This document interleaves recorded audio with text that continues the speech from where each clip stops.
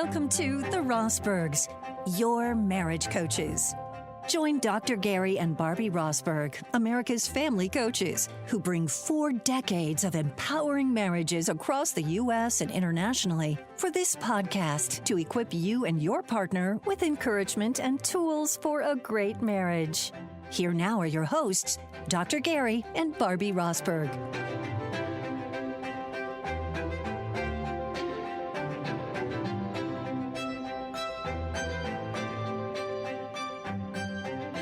We're Dr. Gary and Barb Rosberg. We're the Rosbergs, your marriage coaches, and welcome to this podcast that we have called, Barbie, Roommates or Lovers, moving from coexisting to connecting.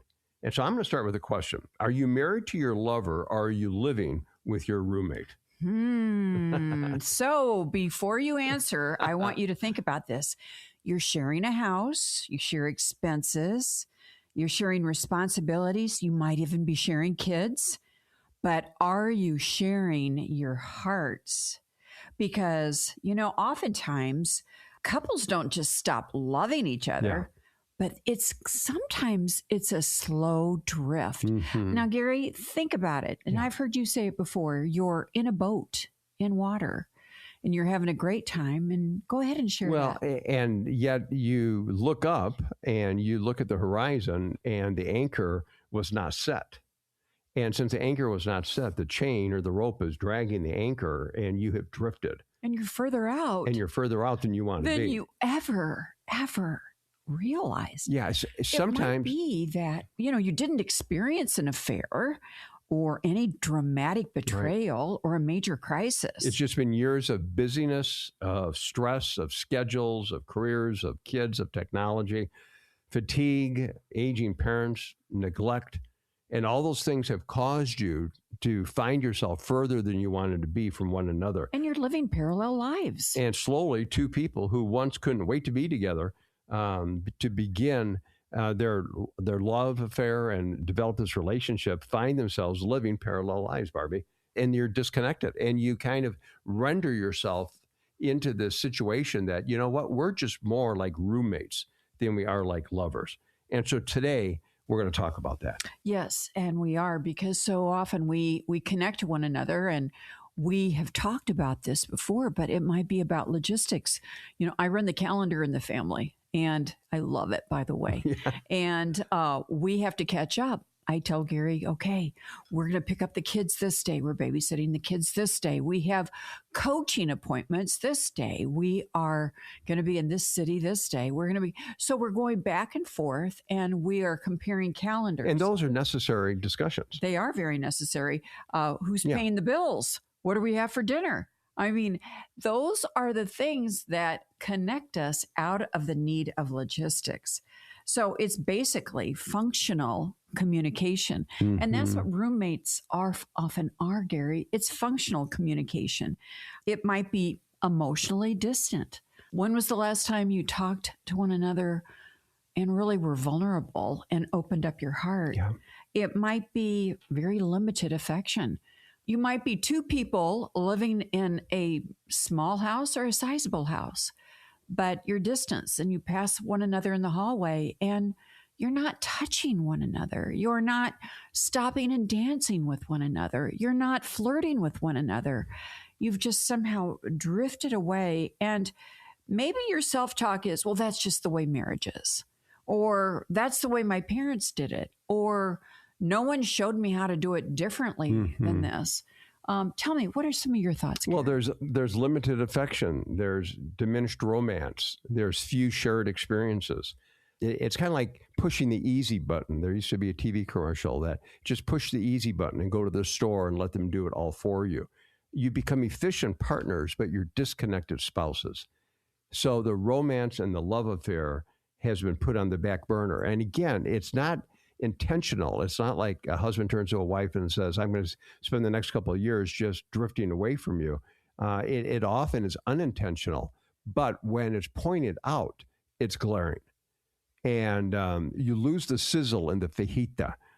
We had Mexican food for lunch, Barbie. I went out and got it for us. So you're efficient, but you're disconnected.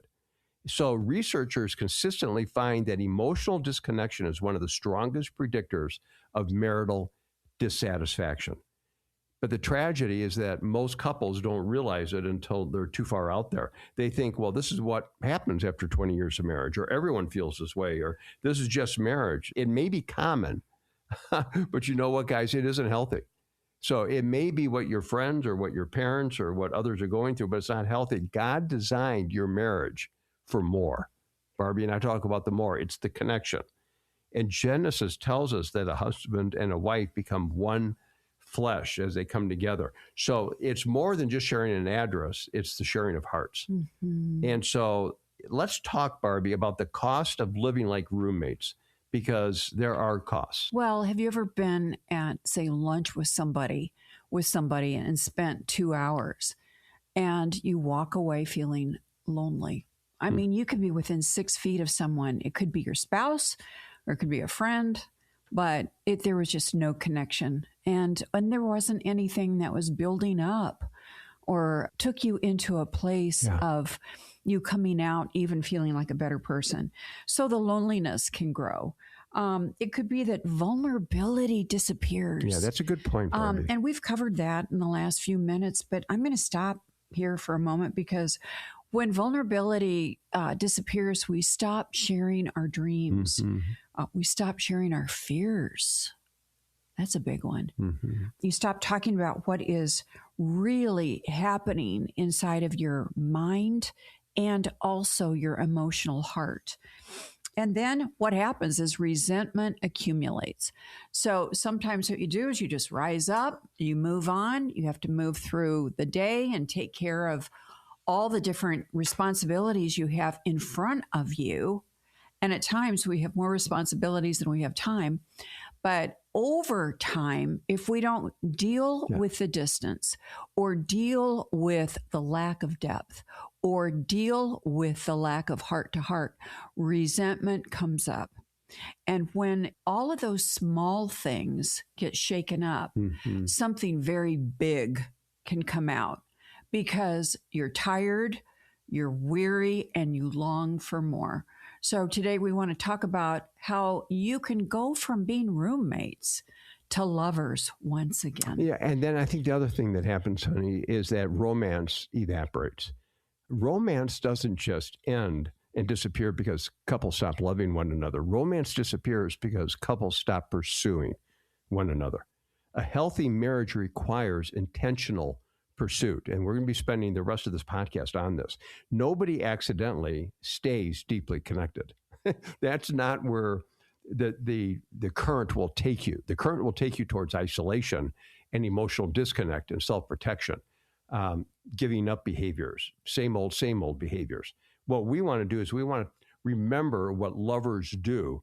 And so we're going to just talk about some of the elements about what do lovers remember. And what do we did? What is it that we did do? What do we did? What do we did? What did hey, we girlfriend, do? what did we do? Yeah. So okay, this is what I'm thinking about. I'd like to hear from you. What would you like? Well, I think when you remember what lovers did or do, you think back to when you fell in love. And when you fell in love, you pursued each other. You turned your ear and you listened carefully. You were curious. You weren't critical. You asked questions. You initiated dates and responded to dates. You noticed details. You couldn't wait to talk. Why? Because the connection is what mattered. And here's the fascinating thing. The same behaviors that built connection early in marriage are the behaviors that will sustain connection later in marriage. Now, I'm going to say that again, because if you can capture that, the same behaviors that built connection early in your marriage, you guys, are the same behaviors that will sustain connection later in marriage. And a lot of couples say, well, we've just gone too far. Well, you didn't go too far, most likely in major leaps of going too far. You went too far in small incremental steps of not paying attention, of not being intentional. And so the rebuilding happens in small moments as well. And so it's doing things that will strengthen your relationship. It's pursuing one another. It's intentionally connecting. It's making each other a priority. It's creating memories. And it's kind of like you're saying to your spouse, you know what, I love you. I'm committed to you. I feel like we're not as connected as we used to be. So we want to do some things so that we don't lean into this idea of becoming a roommate, but we want to re-energize being the lovers of one another. And so, Barbie, talk about some of the shifts that need to occur. What's that first shift? Well, the first shift is sharing your life together, Gary. You know, in our early years of marriage, we had a porch swing. And when we sat on that porch swing, we all would swing together. Yeah. And there's got to be a oneness that is about choosing to be lovers instead of just having the same house address, so to speak. So as you share your hearts, ask good questions. Maybe plan for that time of day when you do ask each other the questions. You know, you might say, what are you going through right now? Yeah. What was the best part of your day? What's the hardest part of your day? And I've said it before and I'll say it again. The person hearing the question will say, if I had to live through it once, why would I want to live through it again? It's because your spouse cares. And your spouse does have the capacity to hold your heart, to nurture your heart, to pray for you, to hug you, to affirm you if you want to be affirmed, to be encouraged if you want to be encouraged. You may want to ask your spouse to pray for you. These are ways to truly connect to one another. And one thing, at every age, I don't care if you're 100 years old, and if you're on this earth, you need to have dreams. You need to ask your spouse, what are you dreaming about? And if you've ever thought, I'm too old to have dreams, then you're thinking the wrong thoughts. You're not too old. You're on this earth for a purpose. And it's got to be responsible with you to make sure you're speaking highly to yourself, about yourself, to yourself, to always have those dreams and make those dreams about those that you love. And also, especially if you're blessed enough to still have your spouse, to have dreams with your spouse. And I think it's also talking about your inner world. You know, Barbie, as we look at some of these questions, like what is bringing you joy right now? It's not just asking that question and then letting it drop off a cliff. You know, what is bringing you joy right now? But then it's developing secondary questions around that. Tell me about where you're experiencing that and some recent times that you've had joy. Was I there? Did I miss it? Was I part of it? What could we do to replicate it? And then share yourself. Where am I experiencing joy right now? And here are some things that I want to tell you that God is revealing to me where I'm having a joyful response to it. So you not only ask a question, a preliminary question, but you ask some secondary questions. Or what is stressing you right now? I think it's one of the ones we mentioned. How can I come alongside of you in that stress? Am I contributing to it? Is there something I can do to alleviate it with you? Is it pushing you closer to Christ? And is it drawing you closer to me in the midst of those stressful times? Or is it isolating and setting us off into that disconnect? So it's having conversation about it. What are you praying about right now? Could we pray together? Could we pray out loud together so that we could hear what each other is petitioning God or adoring God in or confessing to God or petitioning? Join with one another in that spiritual, intimate relationship of prayer. And as we do those things, we move in the shift number one from managing our life to sharing our life. It's not just your calendar that you're sharing, it's your inner world. Barbie, what about shift number two? Oh, well, shift number two is moving from efficiency to true connection. The world will have us connect, Gary, on measurement in business. And this is where I'd really like you to unpack it. God truly desires for us to connect heart to heart in marriage. Yes. Tell us more. Well, when we connect heart to heart, we're not joining with the culture and celebrating just production or productivity.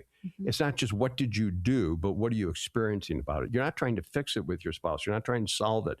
You're just connecting. James 1:19 says, everyone should be quick to listen, slow to speak, and slow to become angry. And what listening does is it creates connection. You're listening to what is being said. You're listening to what's not being said. You're being curious. You're asking those secondary questions. But you shift away from just reporting data that this is what I did, this is what I did, this is what I did, this is what I have to do, this is what I have to do, this is what I have to do. That's all productivity. It's putting a whole different gold standard up there. And that new gold standard is connection, emotionally, sexually, spiritually, becoming one and enjoying God's oneness in our marriage relationship. Mm-hmm. Another shift is going from assuming or assumption to that of true connection. Yeah, this is good, Barbie. It is, because sometimes your spouse needs to be built up and they need it to hear specifically what they are doing that you appreciate. And I think the more you can say, I appreciate the way, for instance, you went out and got us lunch today, or I appreciate the way you clean up the kitchen. I appreciate how you're such a great mother with our children. I appreciate the way that you keep our house so clean. Yes, those are all measurements, but much of our life is measurement. And so when we know that we're being validated and appreciated for that which we choose to do in serving one another, it really brings out the best in us when we can hear that sense of appreciation from our spouse. Yeah, specific appreciation creates emotional warmth. I'm going to say that again. Specific appreciation creates emotional warmth. So if you, as you've done for 51 years, most of the time, you prepare a meal. Of course, spouses say thank you. Kids say thank you. Parents say thank you. That's a good thing to say. So that is, the least of the things we need to say. But when we're specific with, what, I know that you took time that you didn't have today to put together that meal for us. And I know that you may have had to put together different, parts of it because we didn't go to the store and gather everything. So you got really creative with it.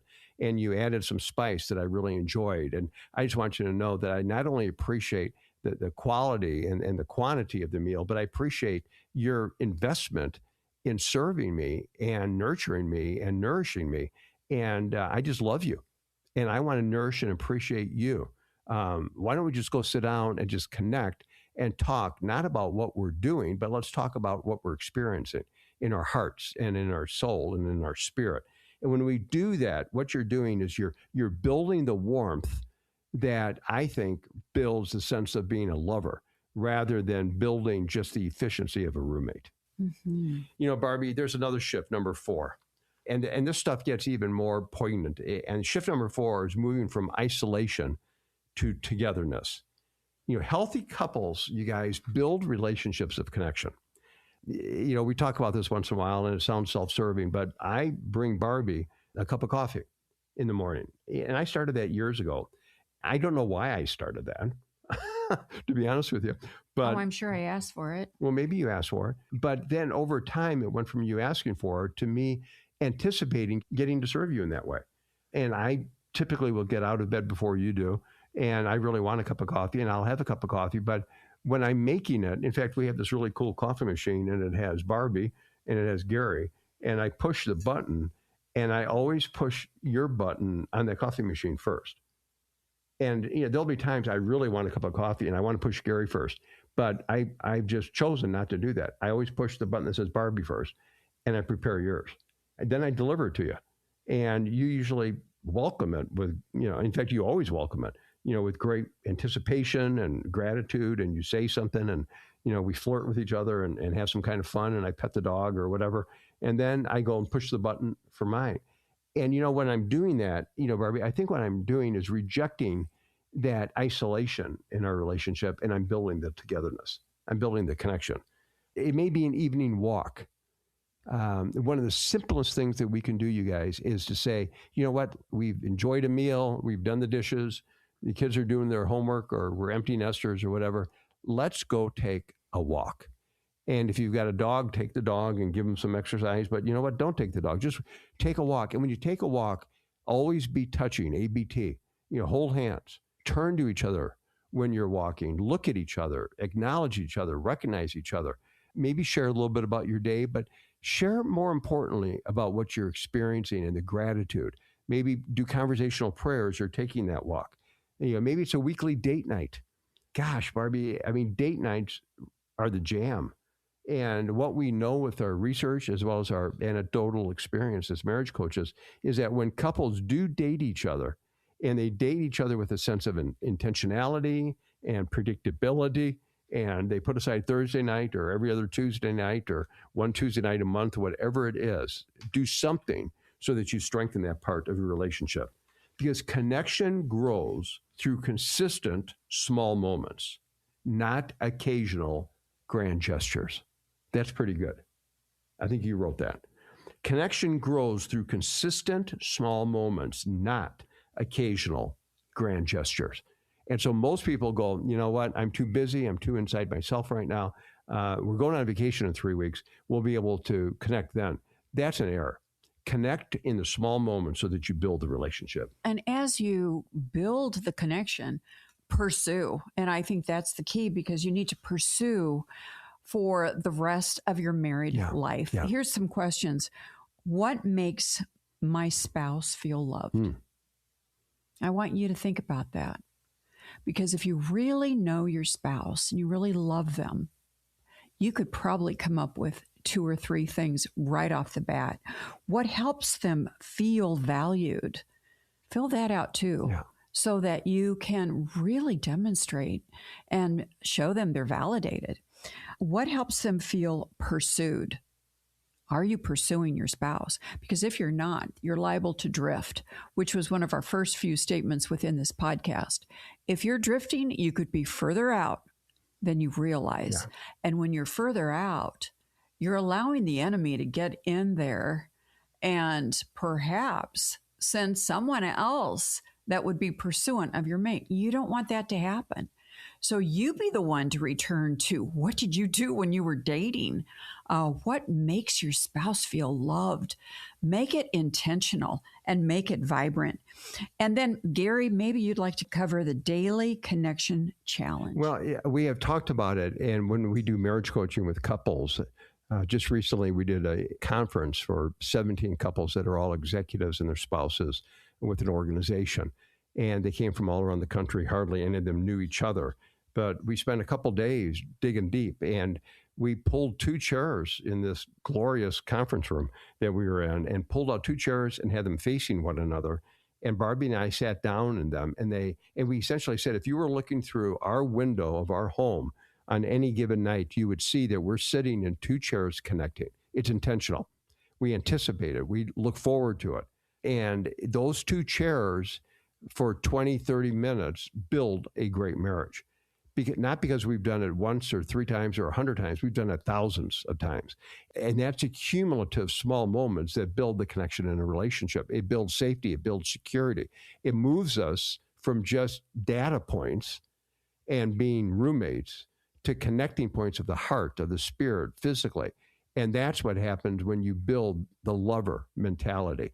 And that never ends, you guys. I mean, we want to pursue that until the last days. And probably if we are in 2 rocking chairs on a porch or something, I imagine that we're going to scooch them around so they're facing one another, not so they're just looking out into the abyss, but we're looking at one another, maintaining the eye contact.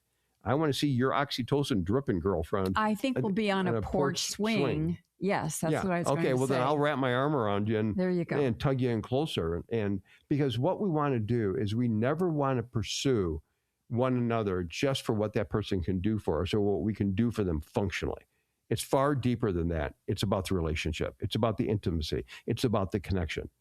So as you're sitting back, ask yourself the question, do we need to be challenged to start with one conversation?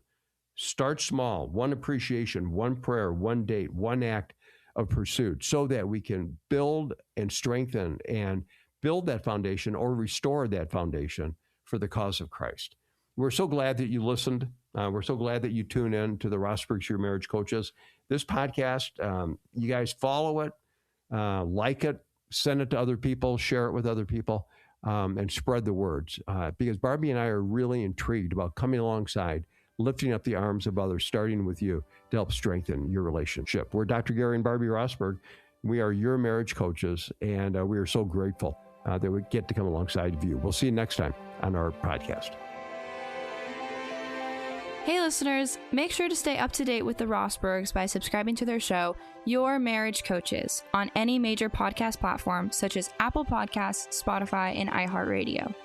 Don't forget to turn on the notification bell so you will get an alert each time a new episode is released. Whatever platform you're listening on, please rate the podcast and leave us a review. Thanks for listening to this episode of The Rosbergs, Your Marriage Coaches, with Dr. Gary and Barbie Rosberg. To find out more, go to americasfamilycoaches.com.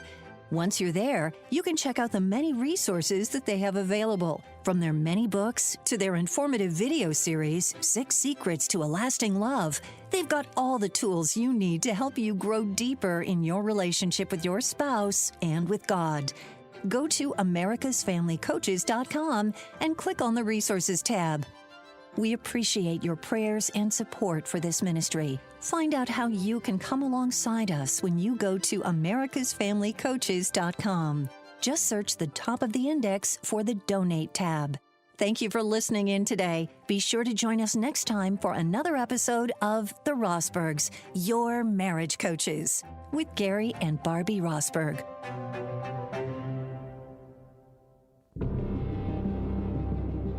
Remember your first date? The anticipation, the laughter, the feeling that you could talk for hours and never run out of things to say. But somewhere between busy schedules, responsibilities, and the everyday routine, those moments can fade. What if you could bring them back on purpose? In 40 Unforgettable Dates with Your Mate, Dr. Gary and Barbie Rosberg give you more than just date ideas. They give you intentional, creative ways to reconnect, emotionally, spiritually, and relationally. From meaningful conversations to fun, memorable experiences, each date is designed to meet the deeper love needs of husbands and wives. Because great marriages don't just happen. They're built, one intentional moment at a time. Start creating moments that matter today. Visit therosberggroup.com and click on the Resources tab to get your copy of 40 Unforgettable Dates with Your Mate.